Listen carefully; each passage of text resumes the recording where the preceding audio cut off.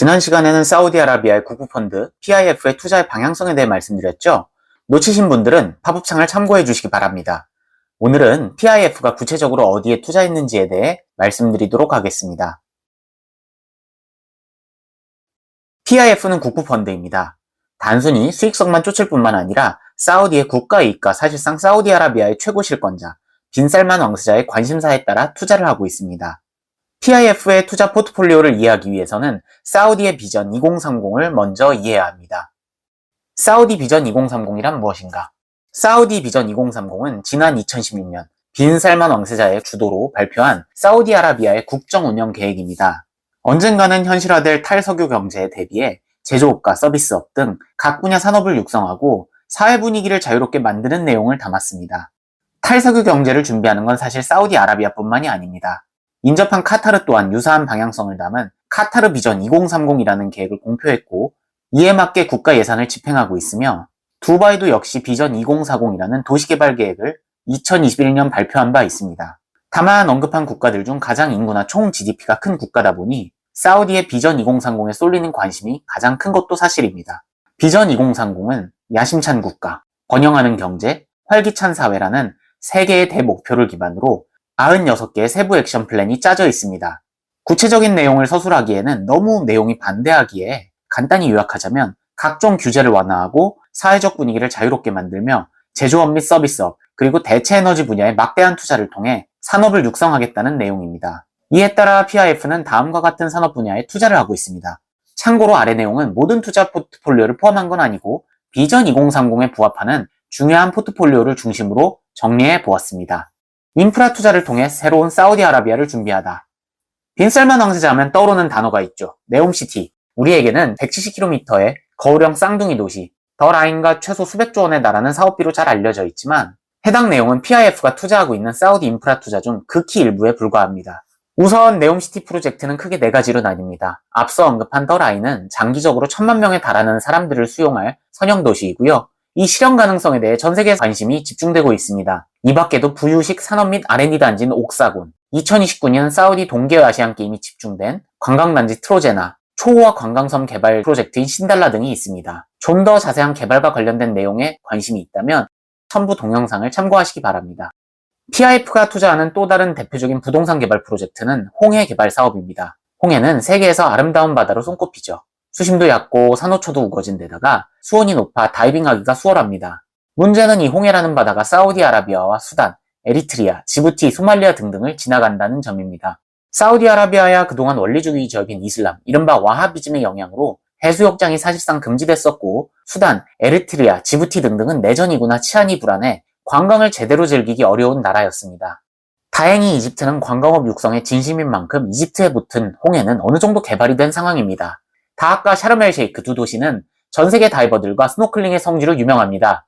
사우디는 이집트에서 올리는 막대한 관광객을 그동안 종교적 이유로 군침만 흘리면서 그저 바라만 보고 있었습니다. 빈살만 왕세자는 관광업에 관심이 많습니다. 지난 2018년에는 관광비자를 사우디 최초로 만들었고요. 또 2022년에는 사우디아라비아 수행단이 국내에서 카카오 본사를 방문, 카카오티를 비롯한 관광과 관련된 IT 솔루션을 시찰하기도 했죠. 그는 PIF를 통해 홍해 개발에 착수, 이집트에 못지않은 홍해 관광 거점을 만들고자 합니다. 이를 위해 육로로 관광객들이 모일 수 있는 홍해를 가로지르는 킹 압둘 아지즈 대교 다리 건설을 준비 중입니다. 또한 홍해 서쪽에 있는 이집트로부터 티란과 사나피르라는 섬도 사들였죠. PIF가 수도인 리야드 개발에 관심이 없다면 이 또한 서운할 겁니다. 빈살만 왕세자는 PIF를 통해 펀드를 조성하고 2019년부터 리야드 외곽 45km 지점에 끼디아시티라는 초대형 테마파크형 관광 도시를 조성 중입니다.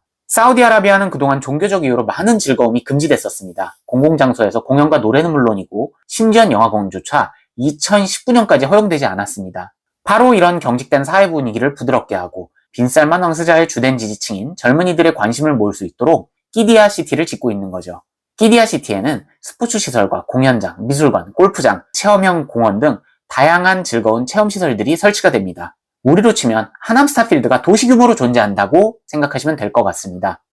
항공산업 육성을 통해 공중부양 준비하는 사우디. PIF가 집중적으로 투자하는 또 다른 분야는 항공 분야입니다. 아라비아의 석유부국들은 철도와 지하철 등 대중교통의 수송 분담률이 낮은 대신 단거리는 자가용, 장거리는 비행기를 많이 활용합니다. 워낙 기름값이 싸고 대가족 비중이 높은 만큼 사람들이 대중교통, 철도 대신에 자가용과 비행기를 활용하기 때문이죠. 바로 이런 이유로 항공산업 육성은 사우디 내의 교통 인프라 개선과도 직결됩니다. 더 나아가 인접 경쟁 국가인 UAE가 에미레이츠 항공, 카타르가 카타르 항공이라는 세계에서 손꼽히는 글로벌 항공사를 보유하고 있습니다. 반면 사우디아라비아의 국적 항공사인 사우디아는 거의 사우디인들만 활용하고 있죠. 주변국들과 경쟁을 하기 위해서라도 항공 분야를 육성할 수밖에 없는 상황입니다. PIF는 사우디 항공산업 육성을 위해 현 국왕의 이름을 딴 킹 살만 공항을 짓고 있습니다. 해당 공항은 리야드 외곽에 6개의 활주로를 갖추고 있으며 연간 1억 2천만 명의 승객을 수용할 수 있습니다. 인천공항과 싱가포르 창의공항이 세계적인 허브공항으로 꼽히는데 활주로가 각각 4개, 3개에 불과합니다. 킹 살만 공항이 완공된다면 세계적인 허브공항의 2배만한 사이즈인 거죠. 공항이 있으면 여기에 이륙할 비행기도 있어야겠죠. PIF는 또다시 자금을 투자, 지난해에 에빌리스라는 항공기 회사를 세웠습니다. 에빌리스는 항공기 리스, 임대, 유통을 하는 회사입니다. 많은 항공사들이 자체적으로 모든 항공기를 보유하기보다는 최소한의 수량만을 보유하고 리스와 임대를 통해 사업을 확장하곤 합니다. 에빌리스는 사우디 항공사업 육성을 위해 향후 공격적으로 항공기 리스 사업 등을 진행할 전망입니다. 사우디 정부가 현재 국적항공사인 에어 사우디아 외에도 또 다른 국적 항공사를 준비 중인 점을 고려하면 에빌리스의 잠재 고객은 충분하다 볼 수 있습니다. 가솔린, 디젤 없는 모빌리티를 꿈꾸는 PIF. PIF가 집중적으로 투자하는 또 다른 분야는 친환경 및 자율주행차입니다. 세계 최대의 석유 생산국 중 하나인 사우디가 친환경 자동차를 준비한다는 말이 다소 모순적으로 들리죠? 하지만 사우디 정부의 발표에 따르면 사우디의 핵심 도시인 네옴시티에는 전기차와 수소차 같은 친환경 차만이 출입이 가능할 전망입니다. 사우디아라비아의 친환경 모빌리티 생태계를 키우기 위해서죠. 비전 2030 계획에 따르면 사우디는 2016년부터 15만 대 이상의 전기차를 수출할 계획입니다. PIF는 현재 시어라는 브랜드의 전기자동차 회사에 투자를 하고 있습니다. 폭스콘과 BMW와 합작하고 있는 이 회사는 사우디 최초의 전기자동차를 2025년까지 생산해낼 계획입니다. 장기적으로는 연 15만 대의 전기차 생산을 목표로 하고 있습니다. 자국 내 투자만이 아니라 해외 유망 전기차 기업에 대한 투자도 계속되고 있습니다. 2018년 이래로 PIF는 전기차 브랜드인 루시드에 막대한 자금을 투자하고 있습니다. 루시드는 현재 전기차 시장의 경쟁 심화와 수요 위축으로 인해 실적이 상당히 좋지 않은 상황이지만 사우디는 올해인 2023년에도 4조 원을 추가로 투자하며 루시드의 미래에 꾸준한 신뢰를 보여주고 있습니다. 현재 PIF는 루시드 지반의 절반 이상을 보유하고 있을 만큼 지배력을 행사하고 있으며 사우디에도 생산 공장을 짓고 있습니다. 세계 최대의 공유 차량 기업 우버 또한 PIF가 집중적으로 투자하고 있는 회사이죠. 지난 2016년 PIF는 우버가 나스닥에 상장하기도 전에 4조 원을 투자하면서 대주주로 떠오른 바 있습니다. 빈살만 왕세자는 1985년생, 한국 나이로 올해 39입니다. 상대적으로 젊은 지도자인 그는 컴퓨터 게임 많이 하러도 알려졌죠. 이런 취향의 반영인 건지 PIF는 게임 분야 투자에도 열심입니다. 닌텐도를 비롯해 EA, 액티비전 블리자드, 국내에는 NC와 넥슨 등의 주요 주주로 PIF가 등재되어 있습니다. 위에서 언급된 게임 회사들은 공통점이 있습니다. 막강한 지적재산권, 즉 IP를 보유한 기업들이라는 점이죠. 닌텐도야 닌텐도 스위치라는 하드웨어 시리즈, 그리고 슈퍼마리오 브라더스, EA는 피파와 UFC 시리즈, 액티비전 블리자드는 배틀필드와 디아블로 등 시리즈물로 구성된 IP를 보유하고 있죠. 소문에 따르면 이런 IP를 보유한 기업에 집중적으로 투자하는 건 중동 투자자들의 공통점이라고 합니다. 석유정에서 원유를 쭉쭉 뽑아내듯 강력한 IP를 보유한 게임 기업들은 시리즈를 낼 때마다 대강의 매출액이 대충 예상됩니다. 자신들에게 익숙한 수익 구조를 가진 기업에 투자하겠다는 말이죠. 손정희와 빈살만의 미럴모드, 그치만 이제는 헤어져야 할 시간? 위에서 언급한 대로 PIF는 다양한 혁신 기업에 대한 벤처 투자에 열심입니다. 벤처 투자는 고위험 고수익, 잘 풀린다면 대박을 노릴 수도 있지만 안전적인 배당주나 전통적인 종목에 비해 손실의 위험도 훨씬 높죠. PIF가 벤처 투자에 열심인 가장 큰 이유는 주요 파트너인 소프트뱅크가 배후에 있습니다. 소프트뱅크는 제일교포인 손정희 회장이 운영하는 세계에서 제일 큰 벤처 투자 기업입니다. 소프트뱅크는 지난 2016년 무려 1,000억 달러, 우리 돈으로 130조 원에 달하는 비전 펀드를 조성했는데 이 펀드의 45%, 무려 60조 원을 PIF가 출자해 주었습니다. 다만 최근 비전 펀드의 실적은 그다지 좋지 않습니다. 금리 인상의 여파로 금융시장이 빠르게 경색되면서 막대한 적자를 보고 있던 초대형 스타트업, 이른바 유니콘들이 속속들이 파산하고 있습니다. 여기에 많은 투자를 집행했던 비전 펀드 또한 손실이 불가피합니다. 대표적으로 전세계 공유 오피스의 대명사로 불리던 위워크 투자는 2023년 들어 대실패로 판명됐습니다. 위워크가 적자 누선으로 파산 위기에 몰리면서 이로 인해 비전 펀드는 10조 원에 가까운 손실을 입은 걸로 알려졌습니다. 사우디는 이 때문에 1호 비전 펀드에 막대한 돈을 출자한 것과는 대조적으로 2호, 3호 비전 펀드에는 전혀 출자하지 않았습니다. 아무래도 금리 인상의 시그널을 미리 감지하고 선제적으로 리스크 관리에 나선 것으로 보입니다. 스포츠 워싱인가? 과감한 투자인가? 브랜드 쇼핑 나선 PIF. PIF가 투자한 분야 중 다소 생소한 자산도 있습니다. 바로 스포츠 브랜드입니다. 다들 맨체스터 시티의 구단 즉 아부다비의 왕자 만수르 이야기는 너무도 잘 알고 계실 겁니다. 이 밖에도 파리 생제르맹 구단의 구단주는 카타르 국왕 타민 빈 산이죠. 아랍 왕족들이 유럽 축구단을 인수하는 스토리는 제가 따로 헤럴드 경제와 인터뷰에서 정리한 내용이 있으니 관심 있으면 링크를 참고하시기 바랍니다.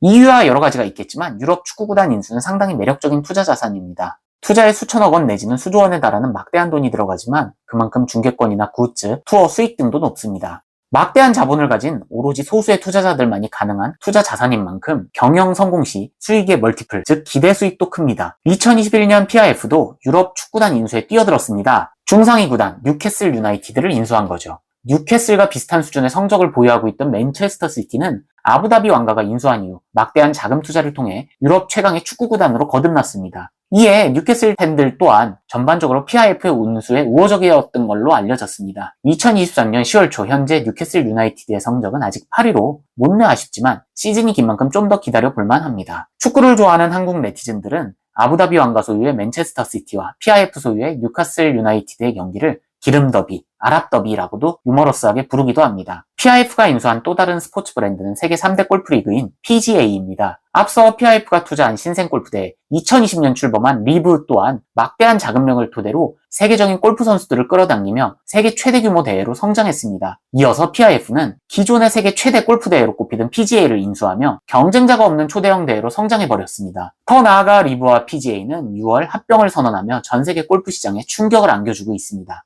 워낙 시장 지배력이 강한 두 대의 합병인 만큼 현재 전 세계에서 독과점 심사가 진행 중입니다. 세계 최대 시장인 미국에서 법무부 심사의 결과에 따라 합병 승인 여부가 결정됩니다. PIF의 공격적인 스포츠 투자는 일각에서는 스포츠 워싱이라는 비난도 받고 있습니다. 스포츠 워싱은 스포츠와 화이트 워싱, 즉 세탁이라는 단어를 합친 신조어입니다. 빈 살만 왕세자와 그가 이끄는 사우디아라비아 정부는 인권 문제로 많은 비판을 받고 있기도 합니다. 정부에 반발하는 자국민을 탄압한다는 게 비난의 주된 내용인데요. 반체제 언론인 카슈크지를 빈 살만 왕세자가 암살했다는 의혹이 핵심이죠. 바로 이런 부정적인 이미지를 중화하고자 사우디 정부가 스포츠 브랜드의 PIF를 통해 막대한 돈을 투자하고 이미지를 희석시키고 있다는 이야기입니다. 자, 이번 시간에는 사우디의 국부펀드 PIF의 투자 포트폴리오에 대해 알아보았습니다. 워낙 PIF가 투자하는 자산이 방대한 만큼 사우디 정부의 정책 기조와 관련해 중요해 보이는 분야, 기업들만 꼽아보았는데요. 나중에 여유가 있다면 보고서 전문을 한 번 더 분석해 보도록 하겠습니다.